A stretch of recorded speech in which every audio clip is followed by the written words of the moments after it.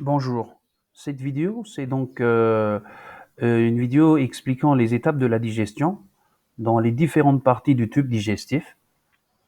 Donc, nous allons commencer avec la bouche.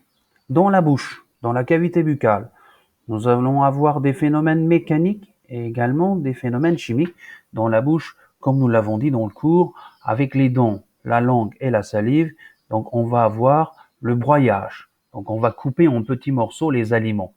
Donc ça va être un phénomène, ça sera une digestion mécanique. Mais avec l'intervention de la salive et de l'enzyme qui se trouve dans la salive, avec l'enzyme qui est présent dans la salive, nous allons également avoir une digestion chimique. Les aliments qui sont mélangés vont constituer dans la bouche le bol alimentaire et l'enzyme qui est présent dans la salive est donc l'amylase. Et cette amylase, il sera responsable de la dégradation, de l'hydrolyse de l'amidon en maltose. Ensuite, les aliments ou le bol alimentaire vont passer dans l'ésophage, Alors, il n'y a pas vraiment de digestion. Ici, c'est marqué mécanique. Il se passe un phénomène mécanique dans l'ésophage, mais on ne peut pas parler de digestion, ni mécanique, ni chimique. L'œsophage, c'est un organe de transit qui va recevoir de la bouche le bol alimentaire et avec des contractions de ces muscles lisses, c'est des contractions de type péristaltique, il va faire avancer les aliments jusqu'à l'estomac. Donc l'œsophage, son rôle, l'œsophage qui fait à peu près 20-25 cm, son principal rôle, c'est donc de transmettre, de porter jusqu'à l'estomac avec des contractions péristaltiques, de faire avancer les aliments jusqu'à l'estomac. Il n'y a pas de production d'enzymes, il n'y a pas de dégradation chimique. Ensuite, les aliments vont passer de l'ésophage à l'estomac. Nous avons deux types de réactions, deux types de processus dans l'estomac. Un processus qui va être mécanique, le malaxage. Malaxage, c'est-à-dire que avec des mouvements, l'estomac va complètement mélanger le bol alimentaire et tous les aliments qui arrivent de l'œsophage. Mais il ne faut pas oublier que l'estomac, c'est un organe qui, à l'intérieur, possède des cellules qui font beaucoup de sécrétions. Et ces sécrétions, l'ensemble de ces sécrétions, constitue un liquide qu'on appelle le suc gastrique, Et la présence des enzymes à l'intérieur du suc gastrique va faire en sorte que nous allons avoir d'importantes réactions chimiques, c'est-à-dire des réactions de digestion, des réactions d'hydrolyse. Et il ne faut pas non plus oublier que le liquide qui est donc produit par l'estomac, le suc gastrique, c'est un liquide très acide en raison de l'acide chlorhydrique qu'il contient. Et en même temps, un certain nombre de cellules qui se trouvent à l'intérieur de l'estomac vont fabriquer un mucus qui va lui-même aider la digestion. Et le contenu enzymatique du suc gastrique, nous avons donc des lipases, mais nous avons surtout un enzyme qui a un rôle très très important dans la digestion des protéines, qui dans un premier temps, il est fabriqué sous forme de pepsinogène à l'état inactif et qui ensuite, en raison de l'acidité du suc gastrique, se transforme, il devient actif et se transforme en pepsine. Alors la présure, c'est un mélange d'enzymes qui va permettre la digestion des protéines du lait. Mais ce n'est pas très très important pour nous en ce moment. Le suc gastrique étant un liquide très acide, on l'a dit, grâce à la présence de l'acide chlorhydrique. Donc, qu'est-ce qui va se passer dans l'estomac sur le plan chimique? Nous allons avoir une dégradation, une hydrolyse, un peu des graisses, mais surtout des protéines. Et l'estomac, on va dire que l'estomac, il est spécialisé dans la digestion chimique des protéines. Ensuite, les aliments, cette fois-ci, les aliments dans la bouche, donc on avait formé le bol alimentaire, mais les aliments constituent maintenant ce qu'on appelle le chyme. Et il ressemble à un liquide un peu visqueux, donc le chyme. En turc, c'est thymus. Et les aliments vont quitter l'estomac pour aller dans l'intestin grêle sous forme de chyme, sous forme de thymus.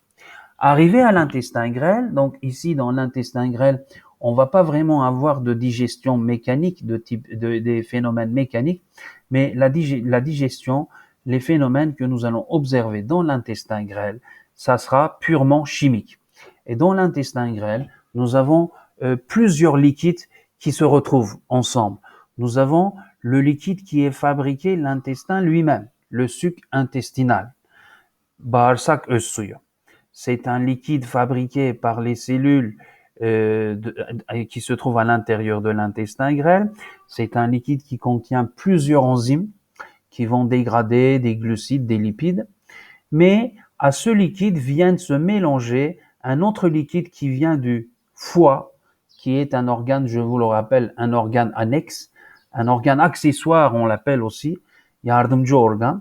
Et la bile qui est fabriquée par le foie est accumulée dans la vésicule biliaire et ensuite sécrétée dans l'intestin grêle. Donc nous allons voir mélanger au suc intestinal un liquide qui provient du foie, la bile, et qui ne contient pas d'enzymes à l'exception des autres sucs.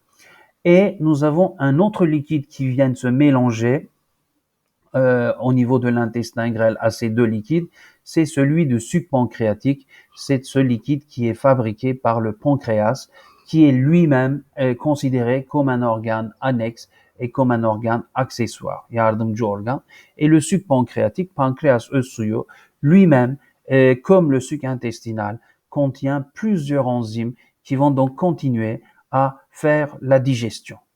Alors nous allons trouver donc dans le mélange de ces trois liquides, nous allons trouver saccharase, lactase, pétidase, nous allons trouver protéase, lipase, encore une fois un deuxième amylase. La digestion de l'amidon n'étant pas terminée dans la bouche, cette fois-ci c'est la sécrétion de l'intestin que nous allons trouver un deuxième enzyme amylase.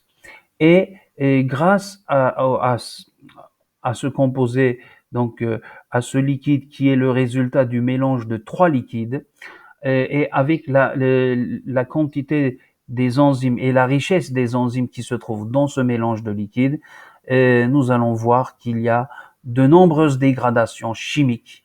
Donc on va voir l'hydrolyse des sucres, des graisses, des protéines. Et nous allons, avec la bile qui ne contient pas d'enzymes, nous allons voir une émulsion des lipides. Donc les lipides vont être plus faciles à digérer, à hydrolyser grâce à la sécrétion de la bile, mais qui normalement ne contient pas d'enzymes. Voilà, et il ne se passe pas seulement de la digestion au niveau de l'intestin, je vous conseille de regarder ce tableau.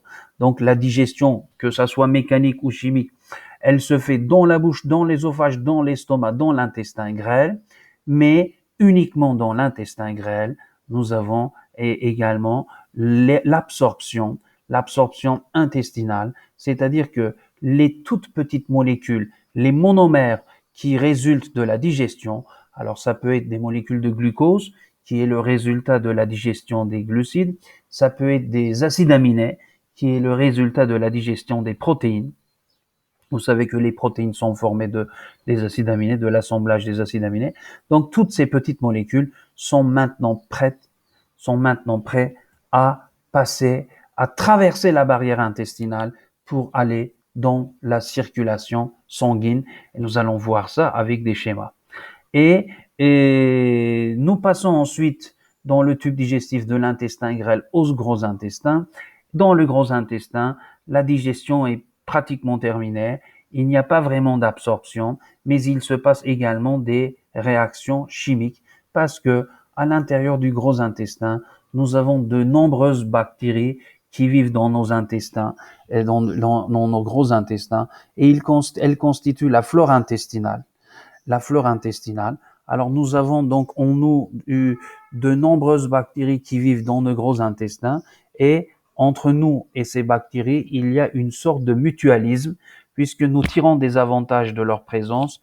Elles tirent un avantage d'être du fait d'être dans nos gros intestins, voilà. Et grâce à ces bactéries, donc il y aura des fermentations, des fibres alimentaires, donc d'acide lactique, et on va voir qu'il y a une réabsorption d'eau et une absorption de sels minéraux.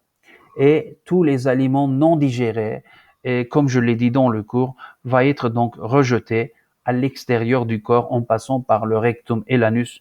Donc ils vont être rejetés sous forme d'excréments. Nous allons ajouter à cela un autre petit schéma, donc à peu près la même chose. Donc vous avez 4 couleurs différentes. Vous avez en vert, en vert est représenté la digestion des protéines. En violet est représenté la digestion des protéines. Pardon, en vert, donc c'est la digestion des glucides. En violet, c'est la digestion des protéines. En jaune, c'est la digestion des lipides. Et n'oubliez pas que dans ce que nous mangeons, eh bien, il y a des acides nucléiques et il y a aussi la digestion des acides nucléiques. Voilà. Alors, quand on regarde le tableau vert, c'est le plus grand tableau, le tableau le plus haut, parce que la digestion des glucides commence dans la cavité buccale et donc il ne se passe rien dans l'estomac, mais ensuite continue dans l'intestin grêle avec les enzymes de pancréas, mais également avec les enzymes de l'intestin lui-même, c'est-à-dire du suc intestinal, tandis que la digestion de protéines, à part la digestion mécanique, il ne se passe rien dans la bouche, mais la digestion chimique des protéines commence dans l'estomac avec la pepsine. Ensuite, dans l'intestin grêle, cela continue avec trypsine pancréatique, chymotrypsine, des enzymes qui proviennent du pancréas. Voilà. Et ensuite, d'autres enzymes interviennent. Et pourtant, la digestion des protéines ne se termine pas. Elle continue encore, toujours dans l'intestin grêle, avec l'intervention d'autres enzymes, jusqu'à ce que nous obtenons des acides aminés, c'est-à-dire des toutes petites molécules, des monomères. La digestion des acides nucléiques, n'oubliez pas que dans tout ce que nous mangeons, dans la viande, etc., donc nous mangeons des cellules et dans les cellules il y a un noyau, donc il y a un ADN. Donc et les acides nucléiques qui se trouvent dans les aliments que nous mangeons, ils vont être digérés avec les nucléases qui proviennent du suc pancréatique, même si c'est un organe accessoire, même si c'est considéré comme un organe annexe, par ses sécrétions, le pancréas a un rôle fondamental dans la digestion et que, voilà, l'action de ces enzymes provenant du suc pancréatique continue jusqu'à ce qu'on obtienne des bases azotées, des monosaccharides, etc. Et un petit mot pour la digestion des lipides. La digestion chimique des lipides ne commence pas dans la bouche ni dans l'estomac, mais elle se fait surtout au niveau de l'intestin grêle. Et ce sont les lipases, encore une fois, qui proviennent du suc pancréatique, qui va donc réaliser la digestion chimique des lipides avant leur absorption au niveau toujours de l'intestin. Et un dernier schéma récapitulatif des étapes de la digestion, donc c'est celui que vous voyez là. On vous a présenté les différents types de nutriments avant la digestion. Donc vous voyez les glucides, l'amidon, donc qui sont des macromolécules formées de plusieurs monomères de glucose, les protéines, les grandes molécules formées de l'assemblage de plusieurs acides aminés et des lipides et à l'état donc avant la digestion. Ensuite, lorsque la digestion commence, lorsque l'ingestion commence, eh bien les aliments qui rentrent dans la bouche subissent une digestion mécanique mais également chimique. On voit bien que la digestion commence aussi bien sur le plan mécanique que chimique nettement au niveau de la bouche avec l'intervention de la salive pour les glucides, avec l'amylase qui se trouve dans la salive. Ensuite, les glucides transitent sans subir de grandes modifications, passent par l'estomac et on voit bien que leur digestion continue dans l'intestin avec l'intervention du suc pancréatique et intestinal. Tandis que les protéines, il n'y a pas vraiment de digestion, tout du moins chimique, au niveau de la bouche, mais que les protéines commencent à être digérées surtout par le suc gastrique, c'est-à-dire dans l'estomac, et la digestion continue au niveau de l'intestin jusqu'à ce qu'on obtienne des acides aminés. La fin de la digestion pour les glucides marque donc l'obtention des toutes petites molécules, des monomères qui sont des glucoses, et la fin de la digestion des protéines est marquée par l'obtention des acides aminés. Et tandis que pour les lipides, on voit que au niveau de la bouche ou au niveau de l'estomac, il n'y a pas réellement de digestion chimique. Donc la digestion des lipides commence de manière tardive au niveau de l'intestin avec l'intervention du suc pancréatique et intestinal, et la fin de la digestion des lipides est marquée par l'obtention des acides gras et des glycérols. Et un autre tableau, donc le glucide, le début de la digestion, la fin de la digestion et où se fait son absorption, absorption intestinale, donc dans l'intestin grêle. Pour les protéines, le début de la digestion chimique, bien évidemment, c'est dans l'estomac. La fin, c'est dans l'intestin grêle. Les lipides, il en est de même. Tandis que pour des vitamines et des sels minéraux, eh bien, l'absorption, et ce sont des éléments qui ne vont pas subir de digestion chimique pendant tout leur transit au niveau de la bouche, de l'estomac et de l'intestin, et ils vont être absorbés ainsi que l'eau au niveau du gros intestin. Voilà.